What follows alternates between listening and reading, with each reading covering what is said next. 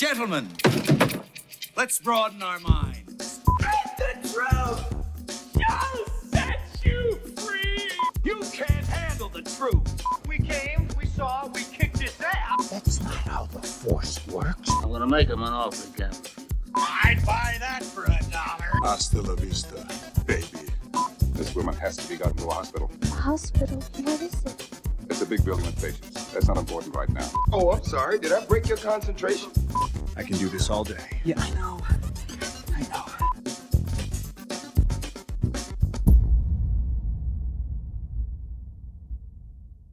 Hello and welcome to the Creative Control Movie Podcast, episode number 10. In this episode, the team discuss how we would introduce the X-Men and their fellow mutants into the Marvel Cinematic Universe. We'd just like to point out that this podcast was recorded prior to the Disney Investor Day on the 10th of December 2020 and before the release of WandaVision on Disney Plus on the 15th of January 2021. We hope you enjoy the show. Hello and welcome to the Creative Control Movie Podcast, brought to you by Zito's Gang. This is where we reshape cinema for the better. I'm your host, Ken Onekwa, and thank you for joining us for episode 10. Joining me today, we have series regulars Sasha and Neil, and I'm also pleased to welcome back Andreas and Chris to the podcast. Welcome, gentlemen. Hello. Right, I had to adjust my notes because I had Chris joining us later in the show. And I thought, oh, Yeah, sorry, man. And we also have Chris joining us later in the show. I thought, oh, that sounds really cool. But he's here for me. No, I'm just stalking you outside your house in this car. That's all Yeah, right. That's yeah, I knew it was a stakeout. Right. Someone say steak? Steak. Dude, no more food. Nice. No more food. Right, so today's episode is the first of a two-part special. So this is the topic the team have been wanting to discuss for a long time. I've been making them wait, putting it off, but we finally reached the X-Men in the Marvel Cinematic Universe. So for the casual moviegoer, they may not understand exactly what this means. So it's just going to be a very quick breakdown for the casual listener. So back in 1993, Marvel Comics were strapped for cash, and so they sold a lot of their movie rights to their comic book characters, which they sold to X-Men along with Fantastic Four to 20th Century Fox. So all the X-Men movies that you've seen today have been made and distributed by Fox. This is why you've never seen a previous team up with Wolverine and Captain America or Cyclops and Iron Man, because they were owned by different studios. Then in 2009, Disney purchased Marvel, who had just kicked off their own Marvel Studios movies with the X-Men Iron Man. And with the financial backing of Mickey Mouse, Marvel Studios was able to create arguably the biggest film franchise in history, along with Star Wars, in the MCU, with the success of the Avengers movies and all the solo films. Then, in March 2019, Disney purchased 20th Century Fox, which included all its movies and its properties. So the rights to the X-Men, Fantastic Four, Deadpool are all now back in the hands of the original creators, Marvel. So now we can have all the X-Men appear alongside our established Marvel heroes, except those who have died. But we all know in comic books and comic book movies, death is not final. And we can see some incredible team-ups. So back in episode 3, we discussed how we would introduce the Fantastic Four into the MCU. And I think we did a pretty good job on that. So on today's episode, we tackle a much more probably complicated task and discuss how we, if we had creative control, how we'd introduce the X-Men into the MCU. The second of our two-part episode will feature the focus on the actors and actresses we will cast in the new roles of the X-Men and their villains. But today it's all about how we're going to get these characters into the MCU. So I'll put it out there. Anybody want to take the reins and go first? Because I know Neil will have like his script. He'll have it all laid out. Sacha needs to go first, man. I think Sacha can go first. Sacha's been... I hate going first. But to be honest, if it ain't broke, don't fix it. That's what I say. I'm going to say the unpopular opinion. Unpopular opinion is Fox had its run. Fox had some bad X-Men. Fox had some very good X-Men, I felt. And my personal opinion, the original X-Men was a great movie for its day. Its only flaw was that it did feel like a TV movie, but it felt like a good TV movie because we all watched it. We were like, well, they didn't fuck it up. Let's see what they do next. And then what they did next with the budget was X-Men 2, which was amazing. I think all across the board, everyone lost their shit with fucking X-Men 2. It's still one of probably the best comic book movies made ever. You know, it's in that top bracket. It's a tight story, man. It focused on what it was doing and got it done. Yeah, really good. One of the best openings ever as well. Yeah, and then that Nightcrawler. Oof. Then you had X-Men 3, which I know I was famous for, like breaking my, I'm not swearing for a yeah thing, by really going nuts at the end of watching that movie by using every swear word in the vocabulary because it was that shit. Or, but then that's the key word. It was that shit. I think after revisiting it, after watching what they've done with future movies and stuff, it's not as bad as I once thought it was. You know, yeah, it's It bad. doesn't go But, so low. It doesn't go so low on the list well, now. you've got to understand with X3, they marketed it as this is the final film in the trilogy. Yeah. You know what I mean? And back then, comic book movies aren't what they are now. We weren't sure whether the bubble was going to go burst or whatnot, or what they were doing with X-Men. You know what I mean? But, you know, with that in mind, that it was the final in the trilogy and that's the way it went out, that was a bit shit, you know? Especially the way they murked Cyclops and a couple of other people and stuff, you know? It's just a bit, okay. Yeah. And then some bright spark decided to get Bryan Singer back and get to co-write and produce and did X-Men First Class, which going into I was not interested in First Class. I thought the trailers looked shit. I thought the casting was off. Michael Fassbender had me interested, but I was like, McAvoy, I don't know. And then when I walked out that movie theater, I was like, oh my god, that's the best X-Men film I think I've ever seen in my life. Yeah, I enjoyed The stuff they did with fucking First Class was so good. And then they followed Bacon that was up. awesome in it. Yeah, Bacon was awesome. Bacon And was then awesome. they followed that up with Days of Future Past. And I'm going to say Loved this, that. Days of Future Past just made me hyped for more X-Men. Just hyped for more X-Men. And at that point with Days of Future Past, you could either go with the current day X-Men, Halle Berry and all of those guys, or you could go with, you know, the past X-Men, McAvoy, Fassbender and those guys. Obviously they chose to go with the young recruits, and that's fine. And we got Apocalypse. And mixed bag that.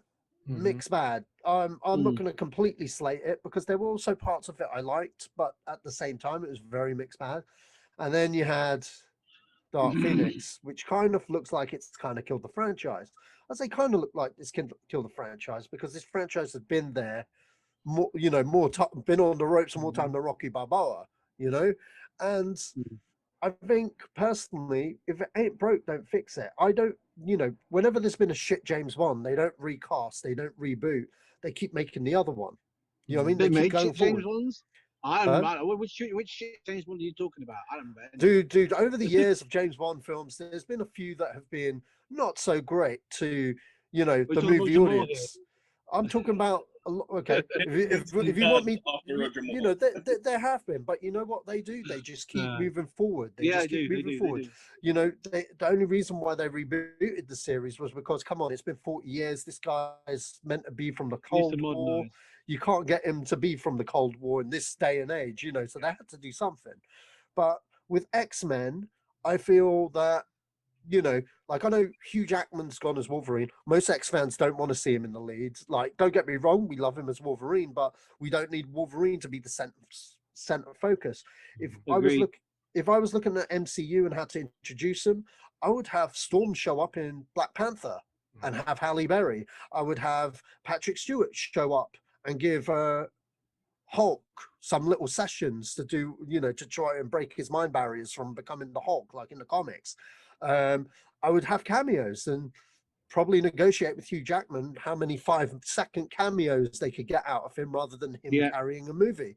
And you don't even have to get ripped. Just wear that leather jacket will de-age you, whatever the fuck. You know what I mean? Like, you know, he doesn't need to be front and center. We've told that story about Wolverine again and again. What we need to do is what I would do with X-Men. I would look at McAvoy, look at Fassbender, who has both openly said they are eager to come back. They've said they're not done with those characters.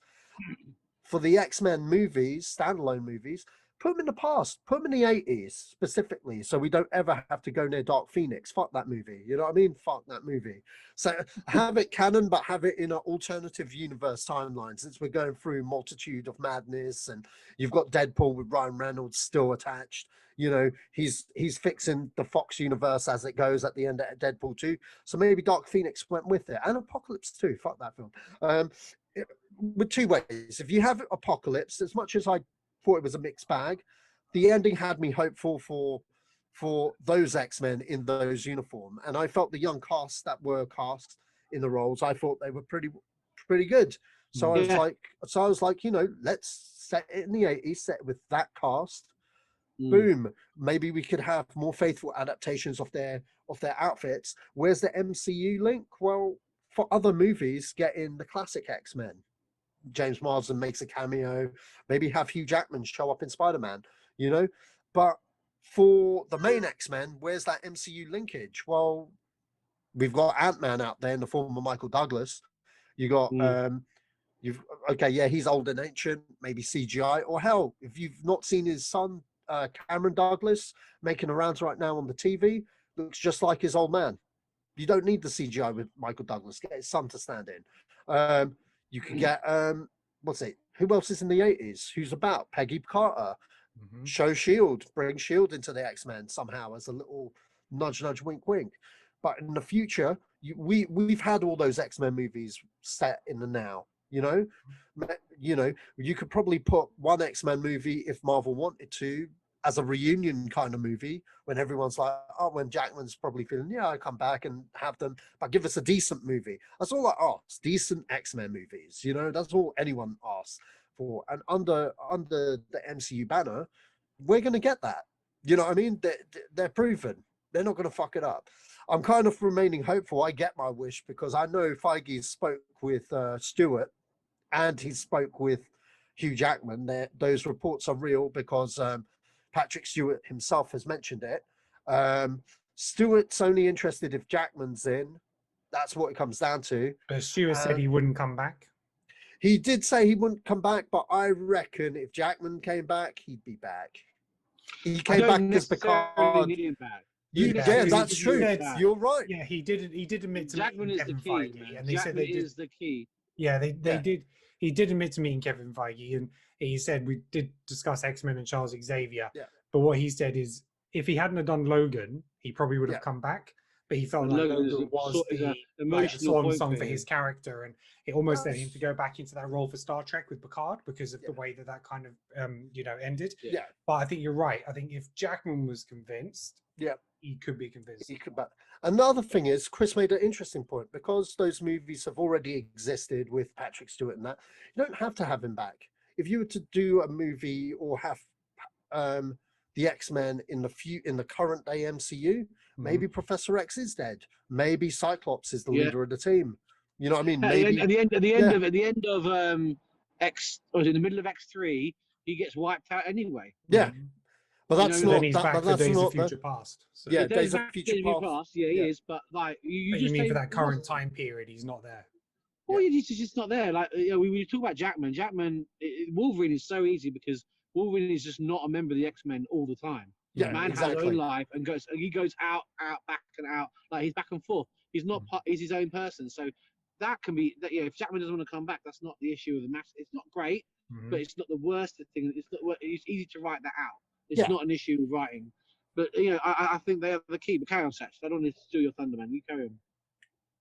But I know a lot of people say, "Oh, but there's inconsistencies with the Fox men because, obviously in certain films and stuff, they've done some stuff which contradicts from film to film." But you know what? Days of Future Past did a good job of wrapping all of that up, and so good.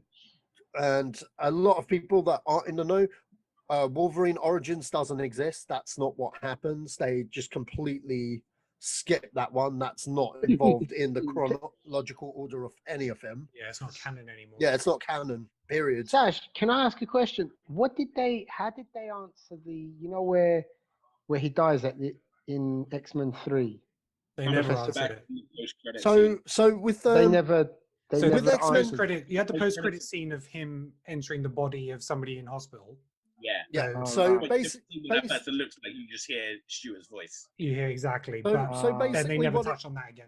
Yeah. So basically, what it is with Xavier, there's multiple reasons why he's back in Days of Future Past. The main one, like they said, they set that up so that he could transport his consciousness into another body. The other thing, if you look at all the other films, he plays a lot of like visual tricks on the eyes. You know, like the bit where him and Magneto and all those soldiers are in the back of the van. The Yeah. you know they open up the thing and they're not there. That's the extent of his powers. Now Bryan Singer has gone on the record of saying that he is the body at the end of X-Men 3, but he's using his visual trick, you know, for the audience and for people, to look that way. That's the official reason of that. But because it's a 2.5 hour film, they're not going to go in the whole backstory as of why. But you know, they've established his powers in previous movies and stuff, and you know, that's really it. In terms for Wolverine Origins, if you look at Days of Future Past as well, the events of Wolverine Origins, if you follow that movie, it should have happened alongside. Some of those events should have happened alongside of with Days of Future Past, and the fact you have Emma Frost in First Class contradicts Origins in general. They just threw that movie under the bus because nobody liked it. You know, everyone hated it. Everyone hated it. Jackman hated it. Gavin Hood, the director, got muscled into doing it. So, you know, even like no one liked it. Hence why it gets ripped the piss out of in the Deadpool movies. Yeah, that's what I would do, because ideally as a film fan and you know as someone my age, I'm sick of fucking reboots. I'm sick to death of them. Reboot my shoe. Fucking hell. Like I can't be arsed with these reboots, man, because after a while you just want original content. And so far Marvel have been doing a pretty good job of not rehashing old shit. And I'd rather they not. There's only one IP that I want them to rehash. Only one, and that's Fantastic Four, because I believe we have never had a good Fantastic Four movie. And that's the certainly only not the thing. MCU vein. MCU do such a good job with that, those characters. Yeah, exactly. But with X-Men, I say, you know, Stewart, Jackman, yeah, cool. Give Marsden his time to shine, maybe. You know what I mean? But have him in Avengers movies, you know, have him cameo, and give us decent X-Men stories set in the 80s, you know, and give us our real costumes, you know. So yeah, that's all I have to say. Okay. All right, Chris, do you want to go next? Me? No, I suppose I could. I mean, my interest with them is similar. I want to get some of the things Satcher's talking about. I think the key is Jackman. I think, and actually he's the key actor to sort of link things in. But also the key film is this Multiverse of Madness. I mean, the stuff they're talking about with this film. I mean, just the amount of cameos. Talking about like a 3 hour just for the cameos one after another. And like the stuff they reported today about John Krasinski, Tom Cruise, like all the stuff that's been coming around, like what they might be doing. A lot of it is just sites making up something, or they might have heard something from somebody's grandmother who was laying next to somebody else's grandmother. Well, I think these things are kind of true, because like a lot of the sources, some of the sources seem legit. It's hard to know exactly which ones they're pursuing, which ones are just ideas. That's right. Yeah, John Krasinski as another Captain America. I'm like, nah, he's my Mr. Fantastic. I don't want that. I don't want that. Yeah, exactly. Yeah, I don't want it.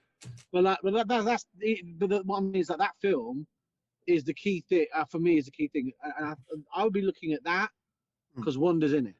So I think we need. I'd be looking at the whole Scarlet Witch angle of, and Satcher talked about it before with him personally, like about hiding mutants from detection through her, and we don't even know about it until maybe there is some sort of psychic break through her, through either built up through one division of like pressure and then explored in Multiverse of Madness, and we come out at the end of that film with this revelation that mutants have been around, we haven't noticed, and that's the starting point. In another dimension.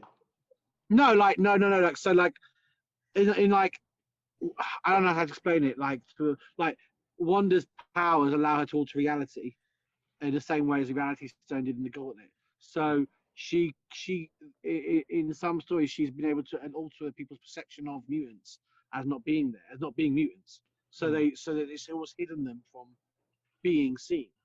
And that can be the start. They might start small with that, and then you introduce them through. And at the end of Multiverse of Madness, whatever story they're doing with that, And then one of the trade-offs for her, maybe for them saving the day, might be she has to release this, like just to then expose them. It might be the end of that, and then that then leads into exposing them into the more wider world. The other thing about Multiverse of Madness that allows things in is like, we talked about Spider-Man coming in, but also like a Multiverse of Madness would be perfect cameo for Deadpool and Wolverine to pop out of one or something, like a 5-second cameo together, because they've been building this up and been building this up for years, and like we want it, we all want it. We don't even care if it's a 5-second cameo. We just want to see it. We just want our payoff. Like, and then that, if you do that with the ultimate cameos, do that with Wolverine and Deadpool, that brings both of them into the MCU. Short, quick thing, and then you can that establishes that the X-Men are there, and then you can just go, because of the way Jackman is and the way Wolverine ages. You could then, from that point, jump to where you want to go. Do you want to go with Stewart and McKellen, or do you want to go with Barry in Black Panther 2, which I think is a great idea as well, or do you want to go with Marsden? Or do you want to go with the younger crowd and go with Fassbender and McAvoy? I think from the Multiverse of Madness, that's where I would like to see them start to introduce maybe the X-Men through other films. The problem they've got is the slate. The slate after, so the Black Widows come in. Then I think was it Black Widow? Then Black Widow's now been moved to next May. May of next year. Yeah, and then after Black, I can't remember the order of it. Was it Black Widow? Then you got Eternals and Shang-Chi. No, I think you got Shang-Chi now first in July and Eternals in November. Yeah, that's right. Yeah, Shang-Chi, then Eternals, and then what? Multiverse of Madness after that? I think that's been pushed back to like about March 22 now. Yeah, so therefore, like, you got 4 films in there before you even get to that, and then you got to think about, right, so we can't focus the entire Marvel universe around the X-Men, because you want to have Guardians 3, Thor 4. Thor 4. Yeah, you got Thor: Love and Thunder. You got the Spider-Man. I think we need to be looking at these things. Thor 4 could have so Thor, the galactic ones like Guardians and Thor, can actually explore something from the X-Men in terms of the Shi'ar Empire, and mention them and link that in and start talking about Shi'ars, or meet them, or meet, I know, hey, have Gladiator turn up at some point or something, and just have him in the background, or have him as like introduced and not do anything, but you're linking that in. Okay, and then I think there's so many films coming out. There's no space at the moment in the schedule for a proper X-Men Marvel film, and they got to do it by little hooks. Chris, one thing I will say is that with the run of films coming out, of actual films, with the run of films coming out, none of them, I mean, the slate would technically make them difficult to make, but then you could have different production crews doing it. But I think within the realm of the actual films, they don't heavily influence it, because exactly. I mean, Black Widow is set in between Civil War and Infinity War. Eternals is set way back in the past. Shang-Chi, I don't know when that's set. It might be, I'm pretty sure it's set in present day, but probably due to where the location of it probably won't have a heavy entity. I agree. That's what I'm saying. That's what I'm looking at. I'm looking at those movies, and also they're already on the way of being done and produced. And the thing is that they don't link into the X-Men at all, in any way, shape, or form, really. And there's no reason to have a link. The first film that you might have a link would be Multiverse, and that would be for me. That'd be the starting point for a couple of things that I would be having. And I think this is what Sasha was talking to me about. Like, make it purposeful. If you're going to have these different realities or different things coming into Multiverse, make them purposeful to do something. So introduce the X-Men, or introduce Jackman and Deadpool as a little cameo, so we know that they are there. And then also Fantastic Four. That could be an opportunity to have a different Fantastic Four. Or you don't do it. You do a separate movie. But well, that's just it. I mean, this current phase isn't set moving the Marvel story forward. The only ones that are Thor, Spider-Man, and Black Panther 2. Whatever happens with that. At the moment, that's in limbo for obvious reasons, but those were the three. The rest of the films on the slate were there to fill out the universe, for what Captain Marvel did. It was set in the past. Agreed. Which is another point which I failed to mention. The mutant issue, maybe mutants were already there. We just haven't. We just need a prequel to set that up. Yeah, basically. that's kind of where I'm headed with it. So you go, Ken. I'm done. So you go. Yeah. So the way I see it panning out is, I think for me, Scarlet Witch is the key. And so we've got obviously WandaVision coming up. That is going to explore her powers more, her capabilities. If don't know what the show is going to be about, but for me, it's going to be her. I would have had it her struggling with the loss of people in her lives, i.e., Vision, her brother, and even her father. Right. So that's never been explored, obviously in the movies, but that could lay some foundations about this father figure missing from her life and stuff like that. Which, if you don't know, Scarlet Witch and Quicksilver father is Magneto. So.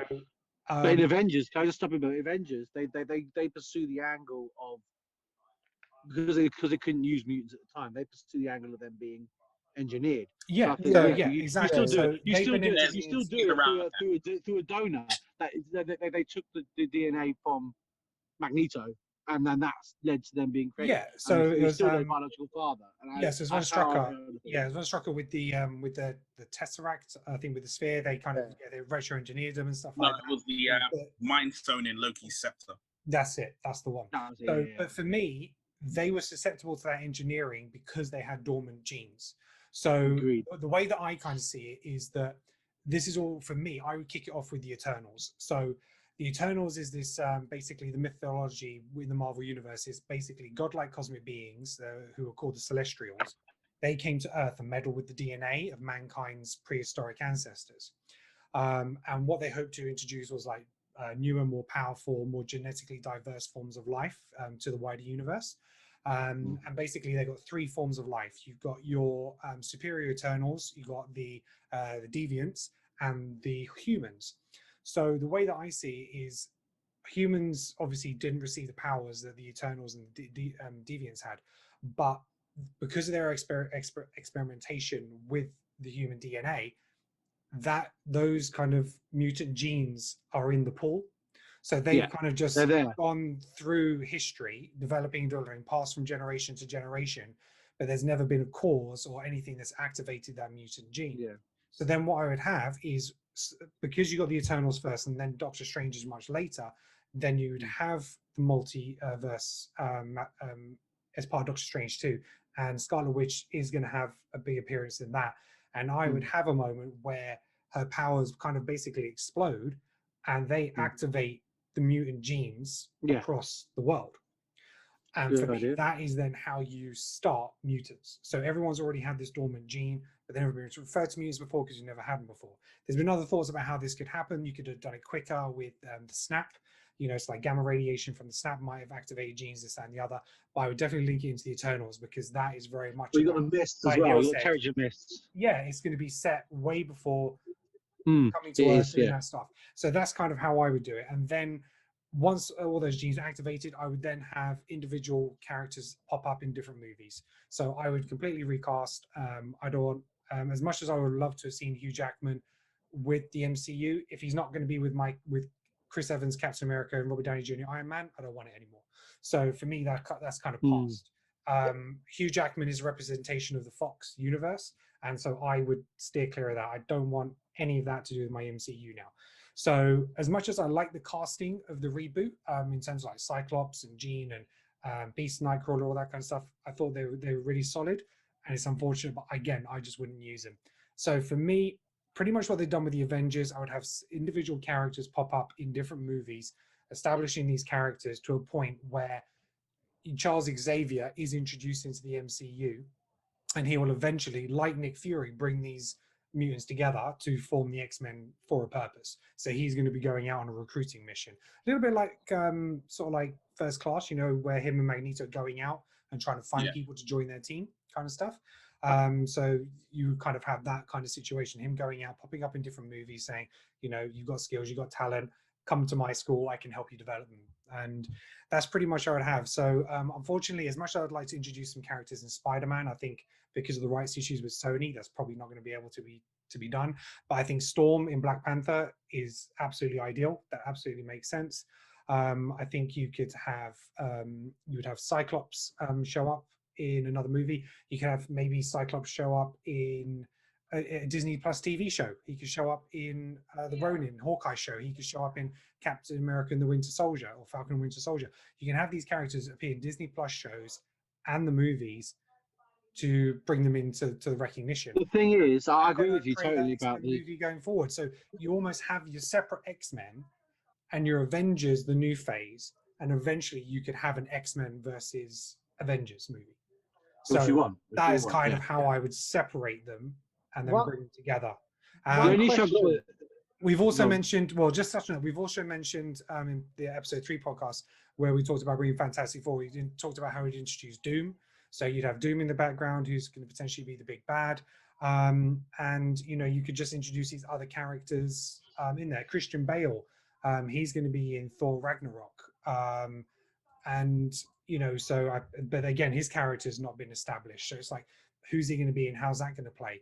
So there's so many unknowns, like you say, with all these different films coming up, that it's an open playing field. But yeah, so I'm kind of opposite you guys. For me, it's a brand new clean slate. And I personally, I wouldn't have Deadpool in the MCU. I think that it's too difficult to separate that character from that Fox universe to bring into the MCU. So for you guys, if you're keeping it the establishment, that'll kind of work. But I think you'll miss the point of Deadpool by bringing him to MCU. You can have him as a PG-13. You can have him as that, but with that fourth wall breaking, this and the other, he's so over the top. I'm not sure how he's going to kind of play out with those other characters. Somebody might be able to write it better than me, but me at the moment, I don't see it. That could be something sort of way down the line. But yeah, for me, I probably wouldn't have him in it at the moment. The only two characters I see him with would be a Wolverine or Spider-Man. Those are the only two characters I can see him working with, because Wolverine wouldn't care what he's talking to the fourth wall. He'd be like, what? And then Spider-Man would be like questioning, like, what the hell are you doing? Like, who are you talking to? And that would be what it would be. But like, all I was gonna say was, I like your idea of the people coming in at different films. I just wonder how much time you're gonna have to devote out of these films that's going to be about X-Men. Is it going to be a credit scene? No, they'll be supporting characters. So there'll be supporting characters throughout different movies. Who potentially, I think Marvel will want to utilize sort of like characters not really used before with the X-Men. I don't think they're going to go for the obvious like Cyclops, Wolverine, and stuff straight away. No, yeah, I agree. And so when they pop up, you know, probably more characters like Iceman and Arcade Iceman and stuff like that. So give us some Chamber. Yeah, and Nightcrawler. You know, some of those I think will get more screen time in other movies, and you know, whether they're mutants or whether they introduce it via the Weapon X program. So what you could have is you could have somebody come in because Tony Stark is out of the game now. We talked about somebody else coming in to try and take over the manufacturing of weapons. There's a race for the new super soldier because Captain America doesn't exist now. So it's like, who's going to be the next super soldier? So then you have like this arms race, and part of that is going to be experimentation. So you have the Weapon X program. So then you have all these creations from the Weapon X program that can lead on to other things. So you might have a combination. Yeah, I'd have that.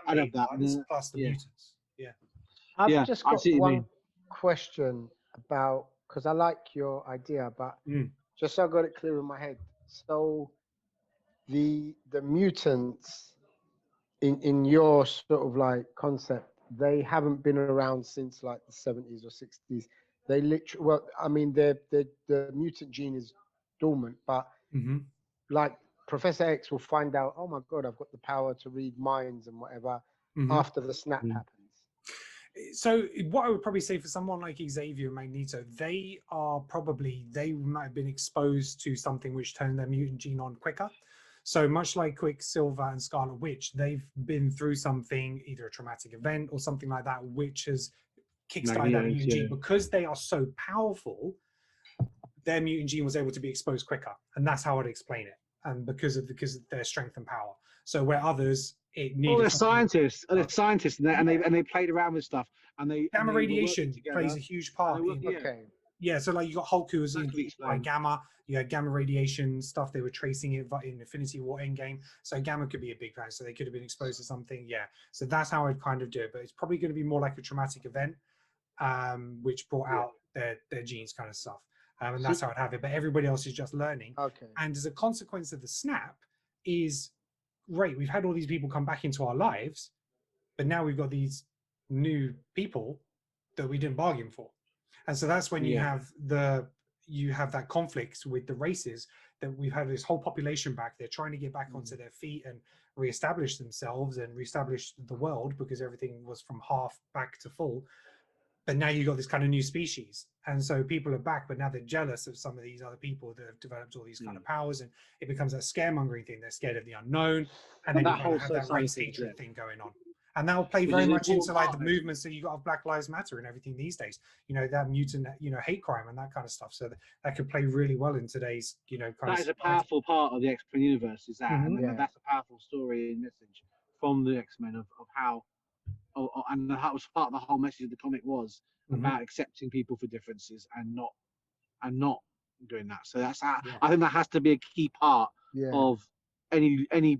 If we're talking about like a standalone X-Men movie in the future, that has to be a key part, almost like a Civil War moment, like where they're passing laws of good, and we go, and they resurrect the Sentinel program at some point or something. You see what I mean? You know what I mean? Or the MCU version of Sentinel. Yeah, and that's where you could have like, probably won't happen because of the rights, but that's something I'd have had like maybe Norman Osborn involved in. But you could have Norman Osborn comes in after.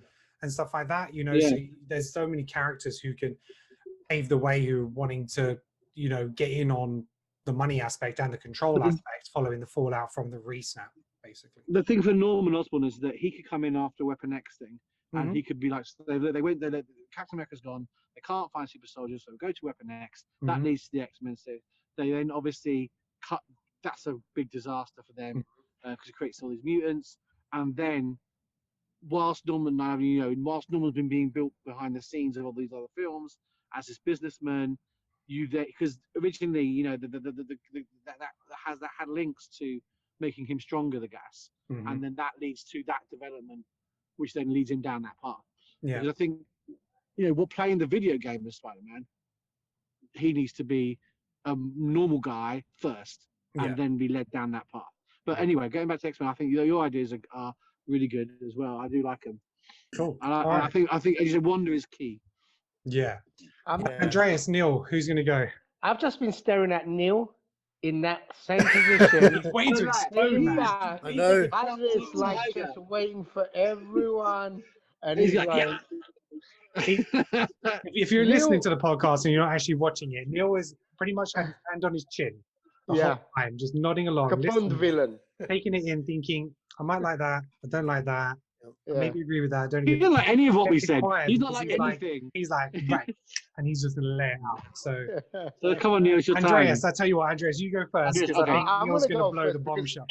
You won't be able to follow Neil, so you better go now. I'm not going to be able to follow Neil. So go now. And mine's going to be pretty quick, I reckon. Look, I'm not a massive expert on X-Men. I haven't read many of the comics. I've read a few of the graphic novels, and obviously I'm a big fan of the movies. I'm with you. I wouldn't use any of the Fox cast. It's done. Because one, Logan was the perfect send-off. It's one of my favorite comic book movies ever. And I think that's why Sasha wants to bring him back, is he didn't like Logan. Okay, that's fair enough. I adore Logan. I like it better than The Dark Knight. I know someone's punched me in the face, but I just do. I love Logan so much. Put your thoughts in the comments. And it was just a good send off, and then everything else just became so convoluted with the time frame that it's just they've had a good run, and it's just ended on such a sour note now, and they're all getting on in age. It's time. I do agree. It's a certain point. It's time. It's just leave it. So essentially, that's my main thing: new cast, new characters. ignore what's happened. That's done. We had some really good movies.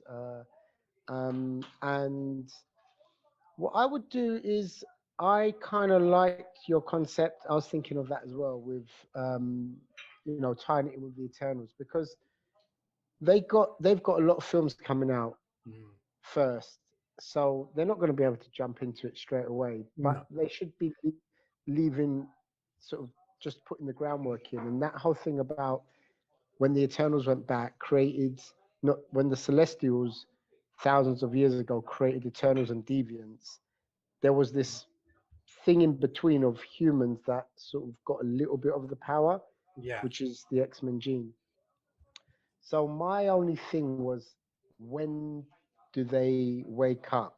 Like, when do they become mutants? Yeah. Because if they've always been, then surely they would have joined in the fight in Endgame, right? Exactly.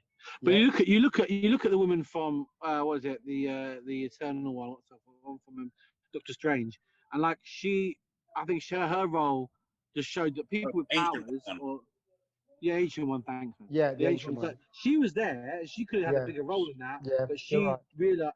But then I suppose she was a guardian of a stone and realized that she wasn't meant to at that time. So I understand that she didn't, but like, I suppose you're right. I mean, a young X-Man who's just got their powers, like a Cyclops, or even a Havoc, like an Alex Summers, wouldn't think twice about jumping in. So that is an interesting point.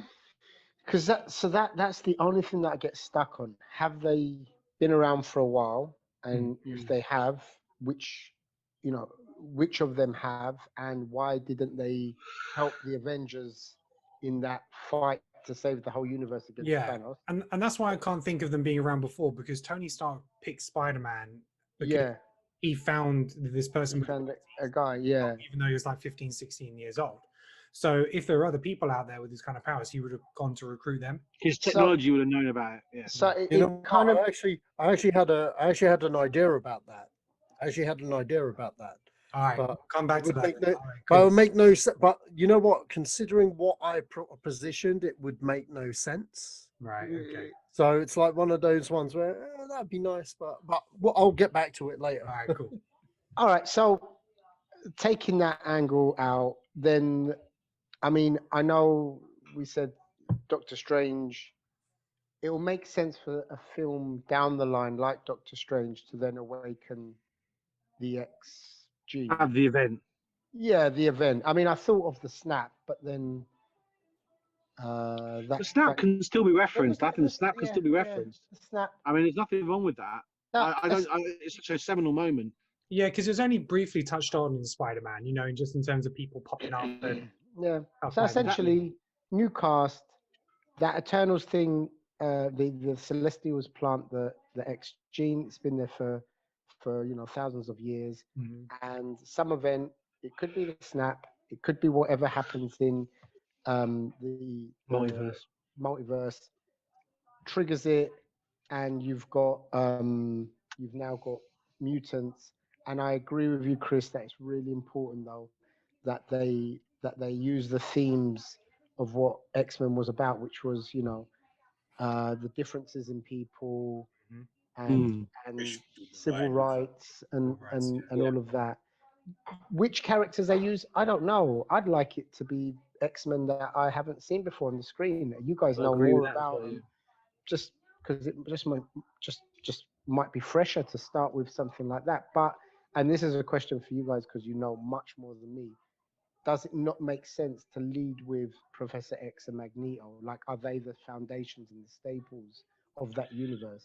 They're just two sides of the same coin. That's been the whole thing about them. They both want to protect mutants. One wants a more. It's almost like a Malcolm X, Martin Luther King thing. Malcolm X was more militant about what he wanted. He would do. Magneto wants to do whatever it takes to protect mutants, and he'll do whatever it takes to protect mutants. And Charles just won't do that. There are things that he won't do that he wants to protect mutants as well. So it's kind of, they both come from a good place, and that's what the prequel ones, the First Class, Days of Future Past, did really well. They really explored that relationship between the two of them and how they are wanting the same thing, but are coming to it. And I get that. I completely get that. Yeah. But I think for me, yeah, if they did a mix of characters, if they did, to be honest, like Gambit hasn't had much screen time. You could. film. It's the problem. Yeah, I mean, we need a good Rogue, and Rogue is somebody you could probably bring in Captain America 2. Captain Marvel 2. Sorry, that's what I meant. Sorry, Captain Marvel 2. You want to kill off Carol Danvers in Why her not, man? film? You don't want her to have a. You don't want her to have a trilogy. No trilogy, man. You could have her as film. You can have her as the. It's rewritten, but you can have her as the villain potentially. And so there's different ways of putting these characters in, and like I think what I would do is I would have key people in the X-Men universe established first. So I would have Magneto and Professor X in the background. But before then, I would kind of probably put in people like Sebastian Shaw and Stryker for Weapon X, and kind of these other people in the background first. The reference X-Men, but are not directly X-Men. I agree. Exactly. Totally. And then start seeing and them talking about these people with abilities, talking about mutants, and have the name dropped a couple of times. Then go to Eternals. And then once Eternals kind of establishes the actual mutants as a name and as a thing, then it could just be a throwaway couple of lines in the movies. It's like they've mutated, they're starting to mutate, this and the other. That is very much something that just opens the door. Then I would like I said, I'd have Xavier and Magneto been around for a little bit longer in the background. They've been like studying their powers, trying to develop it, because obviously they're friends first, and then they go on a recruiting mission, and then the civil rights thing starts to divide as they find more and more people like them coming out of the woodwork. They start dividing in terms of their past and their mythology and the way they think they should be treated. So I found like that having Xavier as someone who is involved in politics or some level of politics, and not being known to be a mutant was the important part, because he's already established relationships. The same with Beast. Beast managed to break that wall between the human government and mutants really well, and that, in the comics at least, and that was kind of part of his character, was a go-between as well. I just feel like I totally agree with a lot of things that we said. I think we were heading towards. And maybe, like I said, for me, like I'm moving back away from like anything but a cameo for a Wolverine. That's it, and only in Multiverse, because you can look at different characters or different versions of characters. And that's it. I mean, that would be that. I mean, actually, I could even have it as like a post-credit scene. So I would go I would go Iceman, Angel. Maybe Mimic. Polaris, these kind of characters. Shadowcat. Yeah, exactly, and just go with these characters to start with, and then your other major ones can come in later on. Yeah, it's a shame because Psylocke is a great character that could be used more as a more established member of a team. It just depends on how you approach it from Apocalypse, etc. But like, she is such a major character in the era that Satch is talking about. Do you want to say more on that, Satch? Psylocke. Well, what you could do is, if you really wanted to retcon it a little bit more, they've got another year now before Black Widow comes out.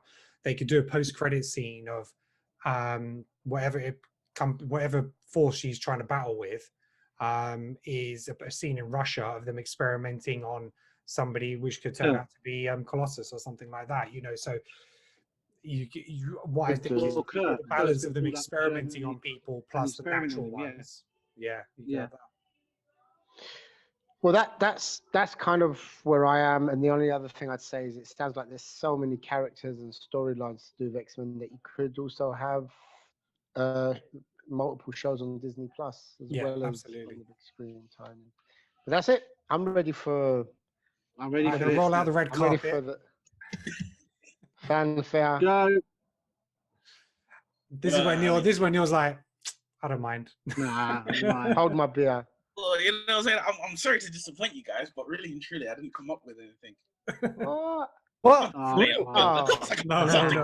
Kevin Feige was listening to this podcast. He was waiting for your pitches, man. He's like, I'm waiting for this, man. So, all right, my first thinking was how to establish the mutant gene in the world MCU. And my idea was, it pretty much like, you know, I was sitting here listening. The reason I was keeping my mouth shut is I was sitting here listening to all of you, and I was like, shit, these guys have like a similar idea to me. Right? Is the way I do it is the events of Doctor Strange 2, Multiverse of Madness, them and WandaVision, those two shows set up. Those are the two biggest points, but I guess at the same time, Eternals could be somewhat a part of that in the X genes' existence, and almost the backstory of where the genes came from. Yeah. So it was, as you guys have already mentioned, that the Eternals have, when they planted their little seed in the earth, or, you know, experimented with humans, that they essentially put in the ability, the gene to be greater, right? You know, evolution goes millions and millions and millions of years. You know, so many things happen with evolution that it manifests in a variety of different ways. So that is point one. Point two is with the events of WandaVision. It's because I'm speaking as someone who's seen the latest trailer. Yeah.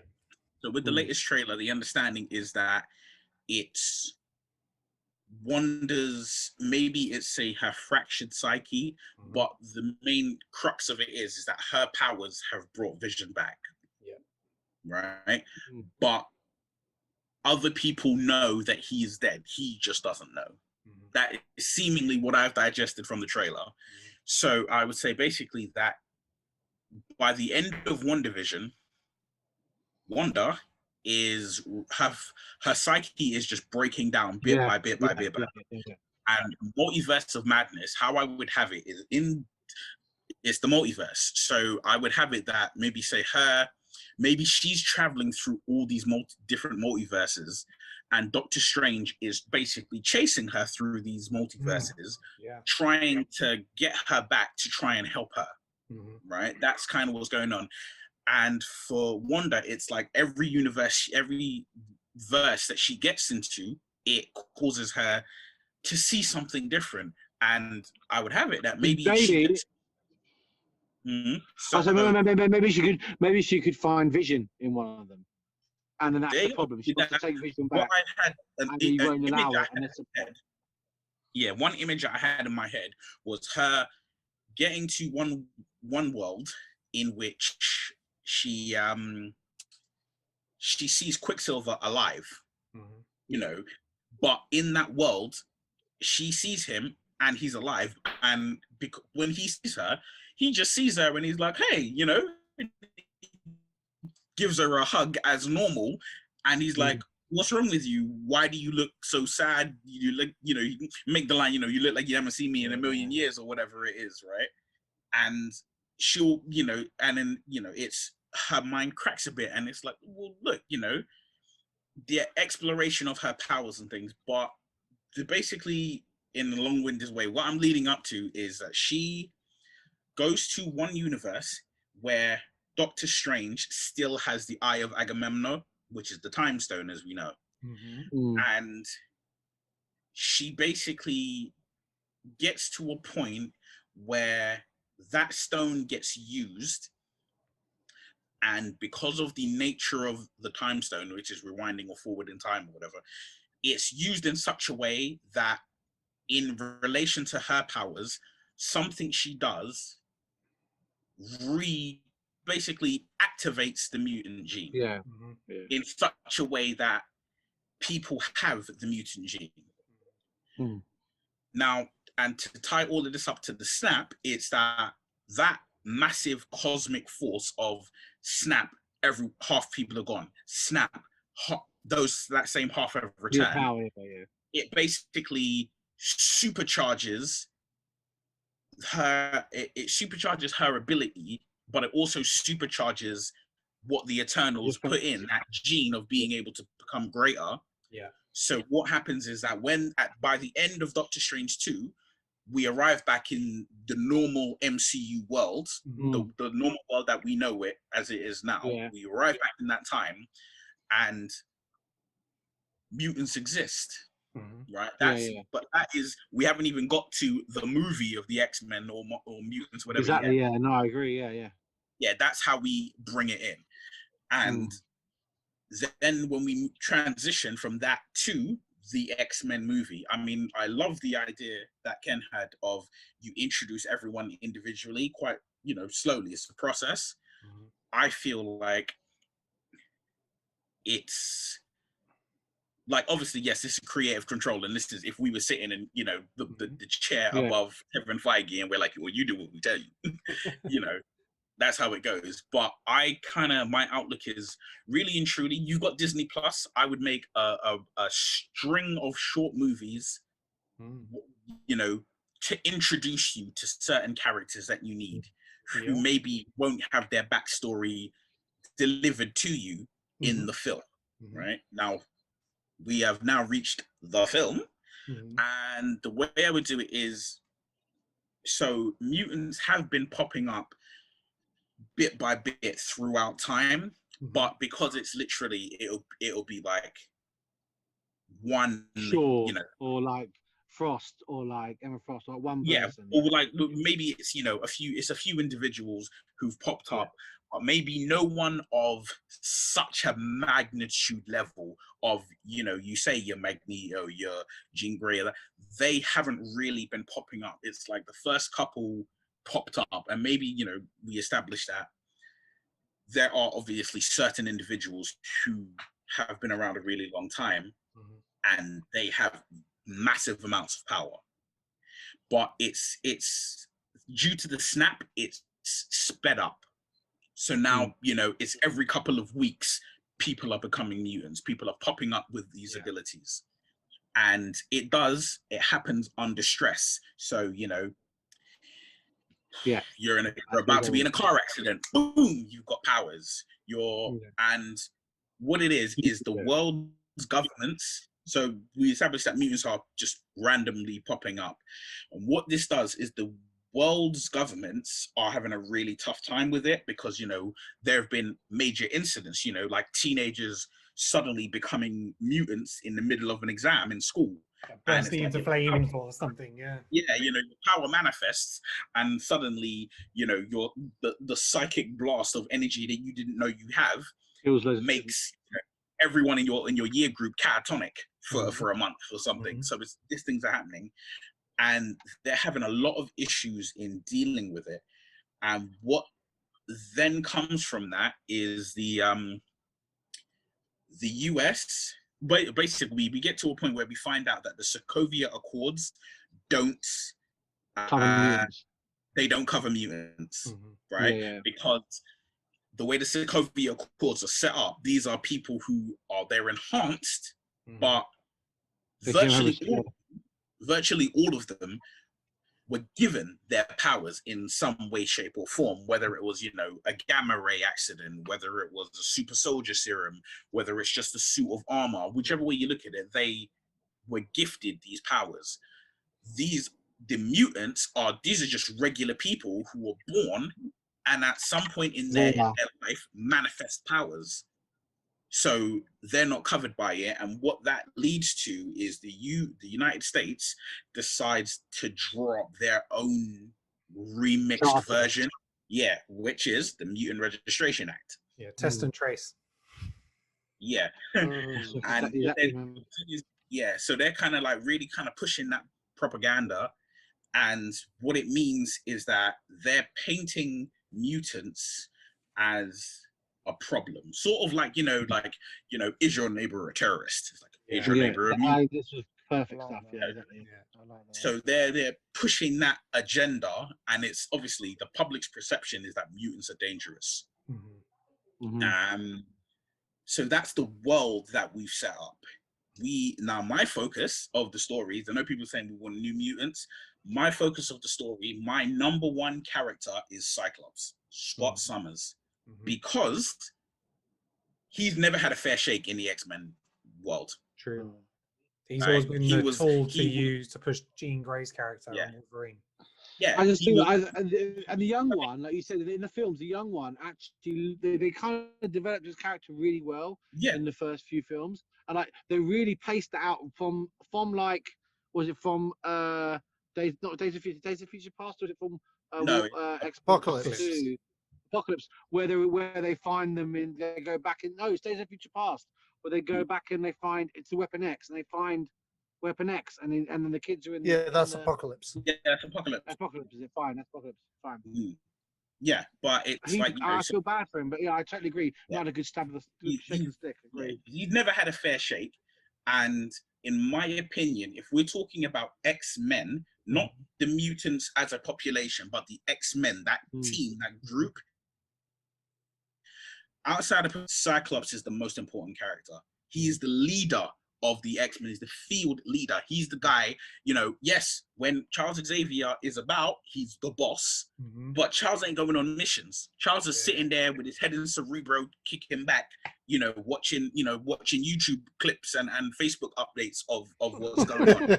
Cyclops is the man on the ground telling you, like, yeah, Storm, this brother, Gambit, go get him, right? He's the guy setting up. So I'm like, we need a real heavy establishment on him.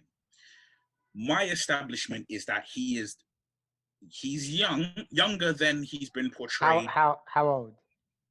19, I want like 19, 20. I want early. I want old enough to drink, but not old enough to have some miles on his soul, so to speak. Okay. But what I have is this is a very different Cyclops than we've got. He's a man on a mission, and that mission is to locate his brother. Yeah. Right. He's looking for Alex Summers. You don't really. He keeps it close to the chest. Why? But he's looking for him, and we find him in a bar, and on the TV screen is a news report. News report is talking about the mutant issue, and they bring up Dazzler. They bring up the fact that Dazzler, was this huge pop star, like we're talking Taylor Swift, Lady Gaga, massive. Yeah, she was. It's been exposed that she's a mutant, so her career is now in the toilet. What's her power? What's this mutant's power? She sings and shit. Basically, It's on a show. She can make light shows. To what? She can basically make light shows. Yeah. Basically. Nothing like dangerous. Like unless you're really close by, you're blind you. But the thing is, every power can be dangerous depending on how it's used, right? Yeah, like it's not laser beams from the eyes, though, is it? And then we find out all the fireworks that have been going on in her live shows is actually her. Yeah, exactly. That's what we find out. Is she actually shows up in Dark Phoenix, doesn't she? She does. Right? Yeah. So we established that she's in it. She's been outed as a mutant. That's the end of her musical career. And, they talk about, they're interviewing different people about the mutant issue. And those people are like, well, some people are like, look, man, you just got to let people live. It was like, where was all of this outrage when the Hulk was there in New York? Where was all of this outrage when Tony Stark was around? Where was all of this outrage when this person showed up? Making the point of, you didn't care about people with powers then, so why do you suddenly care now? And when that one person kind of brings up, he's like, you know what, I kind of miss the days when, Captain America and Iron Man dealt with this kind of thing. Just to, because I think one issue that the MCU, I feel it has at this present moment, but I say it has considering there's one film that has come post Endgame, and that is there isn't real significant heavy referencing worldwide about the fact that Captain America and Iron Man are no longer about. Yes, in Far From Home, it's related, like that there's a documentary movie about Iron Man and there's murals everywhere about him, but really and truly, that's seen through the eyes of like, oh, well, this is how it's affecting Peter Parker, who was, mentored by Iron Man. There's no mention of Cap whatsoever. Cap situation is more because he gives, like, they're going to end up at some point dressing up Wilson as Cap. So that Captain America might be Steve Rogers, but then again, his actual person, that persona of Steve Rogers, is not known to the public. It is Captain America. Yes, no, he is. No, he's known as Steve Rogers. He's known as Steve Rogers. But the character of Captain America will be appearing again. Yeah, it's like a man. So like that might explain why he's not in it, not as well mourned, so to speak. Yeah, because the character is still around rather than the man. Yeah, I just get your point. But I think, but with that, my outlook was that a large number of the public are unwelcoming of Sam Wilson as Cap. Probably. Like obviously there'll be some undertones of saying that it's because he's black and there's racial issues, but I think there'll also be other undertakings of you're not a super soldier. You really and truly you have no powers. You have wings. Okay, great. But there will also be things of like you're not as well trained. You're not in the position that Captain America was to be that guy. So, put that in play. But I digress.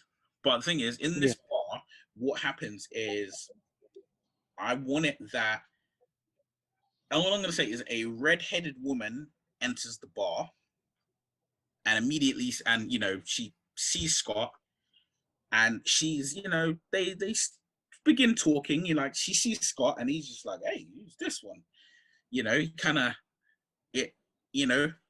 sets a little, he gets it, gets the juices flowing. He then goes, he goes and he has a little chat with her. And at first it will seem like he's approaching her, but obviously it's more she's trying to draw him in. It seems like she's like, she's kind of drawing him in, and she's like, well, you know what, maybe we should do this and maybe we should go here or something. And like he just essentially kind of catches a vibe that maybe this isn't the best way to do things. Maybe this isn't what he should do. So he kind of like backed off. I probably have it that what it is she's like, oh, well, let me see those, like, let me see your eyes, basically. Like, let me see those baby blues. So because what I have happening with Scott is he's always wearing sunglasses, as you do. But because they're not the ruby quartz glasses, what it is he basically just burns through glasses. He burns through sunglasses like they're nothing.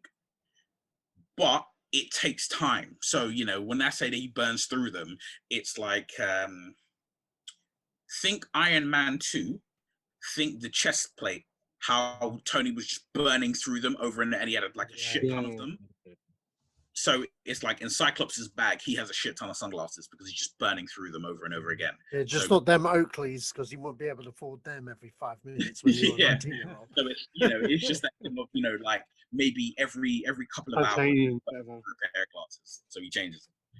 So, she's kind of like, oh, let me see glasses. He's like, no, it's all right. And then he gets up and he leaves, or he's, he basically is like, nah, I'm out. I gotta go, right? So he goes to leave, and she kind of catches up with him, so to speak, in the parking lot.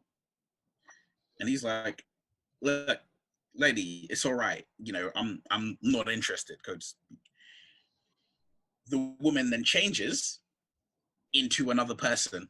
It's, it's Mystique. Mystique is the person who he was broaching. And she's basically like, look, I asked nicely, but now I'm not asking. You're coming with me, whether you like it or not. Yeah. And, he basically is like, nah, bollocks to that. He starts using his powers. So, like he immediately, he's like, you ain't like this. Whips off the glasses. And I just wanted it that, he goes to blast her and then the powers just fade to nothing. And he's like, what's that? And she's just smiling at him and she's like, yeah, because I'm not alone. Lo and behold, she has another mutant with her, Leech, right? I'm basically flooding this movie with X-Men, with mutants, right? She's got Leech with her. Leech's powers is to dampen other mutants' powers. She's got Leech with her. Leech uses his powers, he can't do anything, and another mutant joins in to basically capture him. That mutant is Gambit. I have Gambit turn up. Gambit basically, you know, conks Scott out, he's out, and they're like, oh, well, that was easy, let's go, you know? So they kind of like, let's get him in the car and go about our business. And I have, sorry, I need to double check who I had. Yes. His list. Love it. Yeah, and I basically have Morph turn up. So what happens is like, so what happens is basically Mystique is like, oh, I left something in the bar. So she goes into the bar to get whatever it was she's left. She walks back out and then she's like, all right, you know what? Give me the keys. Takes the keys from Gambit. She just gets in the car and just drives off. And he's like, all right, cool. Why are you leaving me here? And she's like, no, just stay here for a minute. She drives off. The real Mystique comes out and is like, what are you doing? Like, where's the car? Where's the guy? And all of that. Morph has basically jacked. Morph basically came out and stole Scott from underneath them.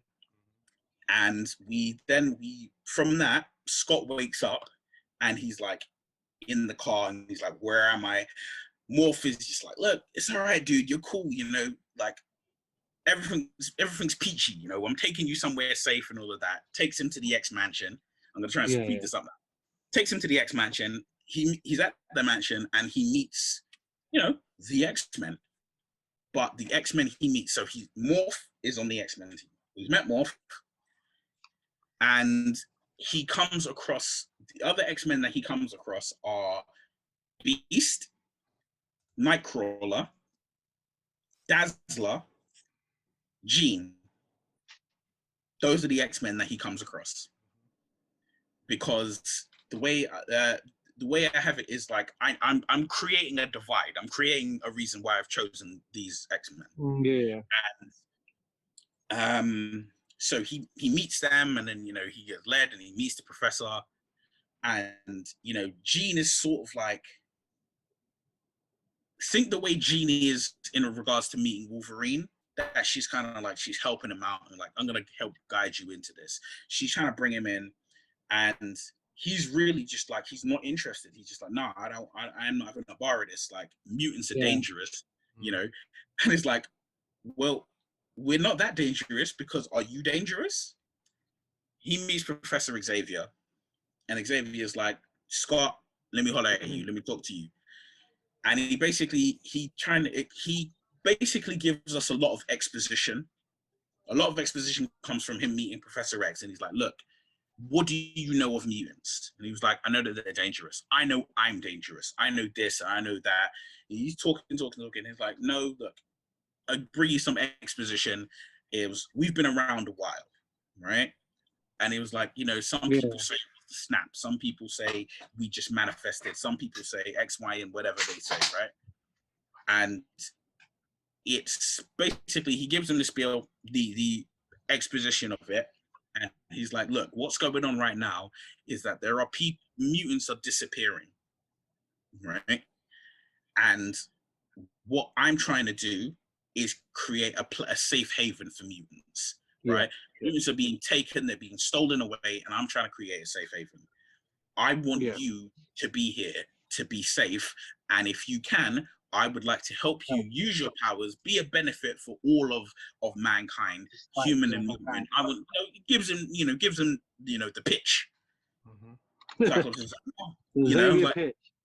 Yeah, he gives him the Xavier pitch, and like, this is my Scott Summers, so he's not really feeling it at all. He's like, look, I don't care what you're telling me. All I care about is finding my brother, right?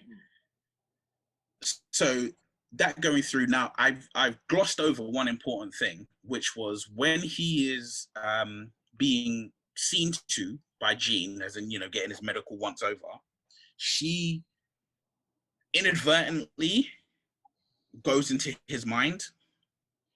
Yeah. Because maybe it's like he's talking about his brother or something. She goes into his mind and discovers why he's so adamant about finding his brother. And we find that he basically was at an orphanage.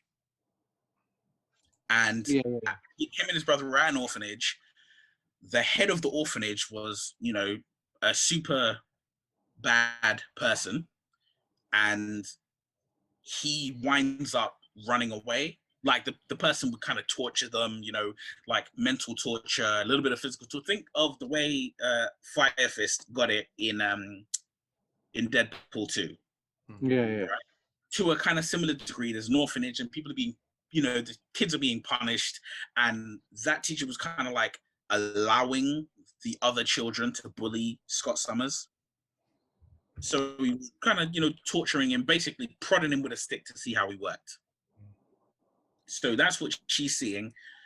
The whole thing's going on, and you know, at the mansion. Now we cut back to Mystique and Leech and Gambit, who get back to their base of operations, and it's like when they get back, Sabretooth, who's one of the mutants who's there, he's like, why are you coming back empty-handed? Yeah. He's like, why are you coming back empty-handed? And it's sort of like, she's like, well, you know, shit happened, innit? And he's like, you see, this is why I should have gone with you. And then Mystique makes the point of being like, yeah, the boss wanted the mutant back alive. And my Sabretooth, you know, he's just like that super evil, I'm happy to be evil, C-U-N-T. And he's like, look, you could be alive. You don't need your legs to be alive. So I've never brought anybody back completely dead. Maybe they're missing limbs, but it's nothing the boss can't fix. And she's like, yeah, whatever, mate. And she goes off.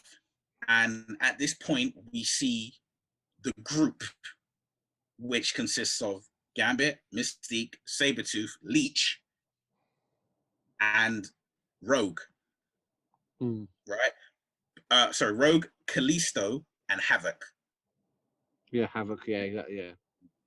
Now, the reason I have those characters is because, again, I'm building up a divide. And the divide I'm building up is that depending on your experiences, depends on how susceptible you are to going to who you go to.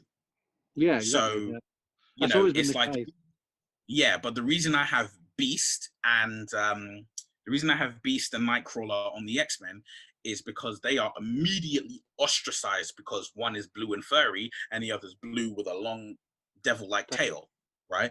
So they can't fit in society and they're abused. And like, I have it that they both kind of admit, well, Nightcrawler admits that there's a mutant underground, basically. Yeah. There's a group of mutants who are underground, you know, and as Scott is meeting all these other people, he discovers this. He's like, yo, you know, what do you mean there's a mutant underground? And he's like, look, you know, there's places everywhere in every major city where underneath, you know, like when you've got a homeless population, you've got like a hidden mutant population of people who just keep to themselves and survive, basically. Maybe it's because they look so different, they can't possibly hide in plain sight. Yeah. So that's what's going on. And with, you know, everything's going down now. And we hear the boss speak. We don't get to see them, right? But we hear the boss speak, and we clearly get told it is not Magneto. Magneto is not the boss, right? Cut back to the mansion, right? Because, you know, the boss is like, oh, well, you failed me and I'm pretty annoyed by that, but don't worry, like, I've always got more. Like, there's always more people that you can find. And you're back at the mansion. As I said, Scott's being given the 411 on the X-Men and mutant kind and all the things that basically the general public need to know. And he then, basically, Professor X kind of like utilizes his ability just a bit to make Scott susceptible and make him more willing to open up and say, like, yeah, what it is. So he breaks down everything about, like, yeah, this is why, you know, I'm looking for my brother and whatnot. So he's kind of, you know, he's pissed off with everything that's going on, and he leaves the X Mansion, and I have it that Morph and Jean follow him. Sinister and the rest of the Marauders turn up, but this time it is Alex Summers who turns up, and he's like, hey, hi, bro. You know, a little skirmish ensues. Yeah, you know, a skirmish ensues, and the result of that skirmish is that Jean and Morph are, well, Morph is killed, but Jean is taken, and Scott is like, you know, like he's blasted away. So they're like, oh, maybe he's dead. Bye. Well, we got Jean. That's a better, you know, better trade. All of this is going on, and I have it that basically at the facility, at, you know, Sinister's lab or whatever, he's working away on Jean. He's like taking her DNA and testing things out and all of that. Rogue and Gambit are really not really feeling it. What's going on? They're like, nah, you know, this ain't etc. Yeah, she's like, this ain't what I signed up for. No. And so there's clear dissent between them. You know, Scott and the remaining X-Men, they find where they are, they go there, they scrap down, you know, big drag out brawl, and they win. I'm trying to speed this up because I'm taking ages, sorry. But you know, they take it, they you know, they have a fight. Sinister gets away, and you know, but we find out Sinister's been experimenting on mutants, but Sinister gets away, and a lot of the kidnapped mutants, we find out it's Sinister who's been taking them. You know, they're all freed.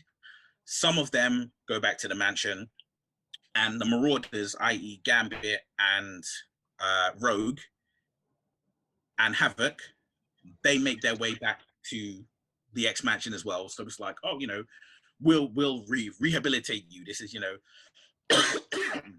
this is your Wanda and Quicksilver situation again. I'm rehashing old plots from MCU, I know, but this is them being brought in. So that's that. And Scott basically, he's like, now I got my brother, I'm cool, I'll stay, you know, kind of lead your team, so to speak. That would essentially be the end of the film, and I would have a mid-credit and end-credit scene. The mid-credit scene is now that everything's kind of settled and calm in regards to people kidnapping mutants. Xavier goes to meet his friend, who turns out to be Magneto, and he's like, you know, they're sitting there having a real nice talk, drinking tea, playing chess, all of that good shit. And he's like, oh, you know what? I thought it was you who was taking mutants. And he's like, you know, I want to, even though you didn't know that I thought that, I want to apologize for thinking that because you're my friend. And, you know, whilst you might have a sterner view than I do, I'm sorry that I thought of you in such a light. And he's like, Charles, you know, I thought you knew me better than this, but don't worry, I'm not going to hold it against you. He's like, I don't want anything. I don't want a war with humans. Friends, and I don't want anything from them except a place that mutants can live freely and safely. That's all I want. And he's like, okay, cool. They're done with their talk and he's leaving. And as he goes, like, Magneto's looking at him and he's like, you know, smiling at his friend going away. And then the smile just drops. And it's sort of like, the indication is, don't worry, bro. Like, you know, it wasn't me this time, but it will be me later. And the end credit scene would be my setup for X-Men 2, is Sinister is talking to a doctor at another hidden facility, and he's talking, and you know, the doctor's like, all that lost data, and he's like, look, don't worry about that data. I've got many more labs, I've got many more facilities, I've got many more mutants. I can experiment for years and years and years, right? This, and he's holding, like, you know, Jean's blood in a vial. He's like, this was the most important thing, and I kept it, so we're good. And he's like, well, what happens if we have to deal with the X-Men again? He's like, you know, you need to understand, I've always got more plans. There's always a plan B, plan C, plan D, all the way to a plan X, Y, and Z. And he's like, if we encounter the X-Men in that next time, I'll be ready for them, you know? And he was like, you sure? And he was like, yeah, I'll be ready for them. And he was like, because you've got work to do, Dr. Cornelius. Like, he says his name and it's like, oh, okay. And then you look and all you can see is all these test tubes, like, lining this hallway full of, like, potential mutants. And maybe you can have a cameo, one being Omega Red, one being Cyber, you know, there are tons of different mutants that it could be. But obviously, I would highlight that the one in the center of the room it will just literally, you will just see it and it will just have an X on it. But all the ones lining the walls, it would be like 1, 2, 3 in Roman numerals. And it's just going across, and then you see X in the middle. And it's like, ooh, could possibly be Wolverine. But, you know, it's a silhouette, so you're not going to see what the person looks like. So you've got no idea what the actor is or whatever. But yeah, that's my take. Thank you, Neil. In depth as always, much appreciated. I like the attention to detail that he brings, man. We're so random with our thoughts. It counterbalances our vagisms far better. That's it. But with your vagisms, you don't ramble on for like 40 minutes. Yeah, but that's because we're too vague. We're too like, yeah, we like this, and we don't want this, and then we're like not even thinking about the intrinsic details of the. Because I like that. I like my characters and where they're coming from and what they're. I like your thing of Scott being young and him being almost the Wolverine character, being like, I don't want to be tied down. I don't want to be tied down. I'm here for my brother. That's all I care about. And the whole creating the tension, that is important. You got to create tension. I would love, and I think it's better not to have established teams at the beginning, almost to have these groups of people like happenstancing together, happenstancing to arrive, and then you gradually reveal the fact that they are not even Xavier's kids. They're just at the school. Yeah, you know what I mean. Like they're going out from the school. Create this family and this team. Yeah, and you do it organically through. I love the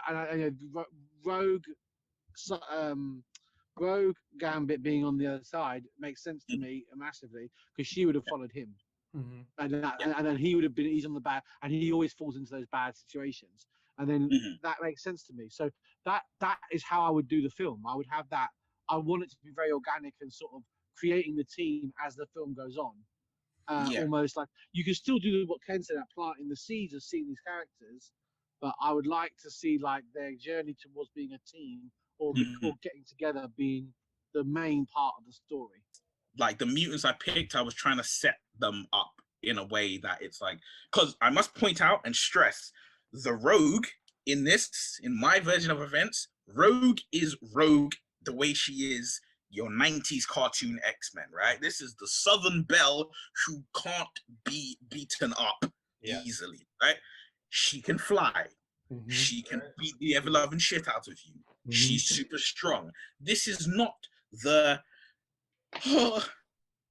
I kiss my boyfriend and emo Rogue. I didn't do anything. No, this is the one who's like, you throw a tank at her, and when the tank hits her, throws it back. Like, it's like catch it in midair and toss it back. The thing is, I like that, but the thing is that I just think the untapped potential of a Rogue Captain Marvel appearance is so enticing to me. Like I almost want to have that as part of a Captain Marvel as the end of Captain Marvel's journey. Once she is done with whatever they want to do with her, that would be my way of getting rid of her. It's just so clearly, like for me personally, that is, and you can introduce Rogue as almost a hang on with we're still with the touch power because she still has that, but because I have her do that, but like I'm a bit more powerful with it rather than what she was in the first films. But like that Captain Marvel seed to me just would be perfect. But perfect. Because I think for me, the reason I wouldn't have it specifically be Captain Marvel is because I would want it that maybe she took the powers, and I wanted two particular things. One, her power level is because she killed the person she took the powers from. I see that. Secondly, because I would only want her to have the flight, the strength, and the invulnerability. Right? But if she takes it from Captain Marvel, she's gonna get, the blast, the projectile energy. I don't want none of that. No. Like she ain't gonna be like. Does she have that from Captain Marvel? I don't think she does get it from Captain Marvel. No, she doesn't get it from Captain Marvel, but like it's a point I'd rather not address. Yeah. No, I see. Like, don't confuse it by not letting her have those powers. I see what you mean. All right, cool. Well, listeners, that is how we all plan to introduce the X-Men into the MCU. I hope you enjoyed the show. Gentlemen, where can the listeners find you on social media? Can't find me because I'm a teacher, so you won't find Chris me is the ghost. So, I'm usually on Andreas_Madilu. So you can find me on there. Yeah, you find me on Shoot for Moon Pics on Instagram, and that's it. And Sasha? Find me on Sashman3 on Twitter. All right, and you can find me on Twitter at Kenan Talks Film. Please let me know your thoughts on this episode and suggest some movies or franchises discussed in the future. You can catch all our previous episodes on YouTube, Apple Podcasts, Google Podcasts, Stitcher, SoundCloud. If you like what we do, please like, share, and subscribe, and share across social media platforms. If you thought our podcast sucked and we don't know what we're talking about, share ironically and tell everybody, listen to these idiots about the X-Men. So yeah, thank you very much, gentlemen. Much appreciated for your time. And wait for the episode number 11, where we're going to have our second part of the X-Men, where we're going to start casting our new X-Men. Except Sasha, because he wants all the old ones back. So I don't know if he's going to join us or not. Sachi will join. Sorry, I have to say, Sachi will join to carry on his campaign to have Clint Eastwood. No, you know what? The only thing he wants in this film. You know what? Hear me out. I'm not going to join that podcast, but I'm going to say it here. Scott Eastwood, if you were to recast Wolverine, there you go. Joker. He's good. He's good. I'll give you that. He's good. Hey, it's not about A-list stars. It's people upcoming. It kind of helps if he has the Eastwood gene. So don't spoil the podcast. All right. Thanks very much, listeners. Thank you very much, gentlemen. Until next time.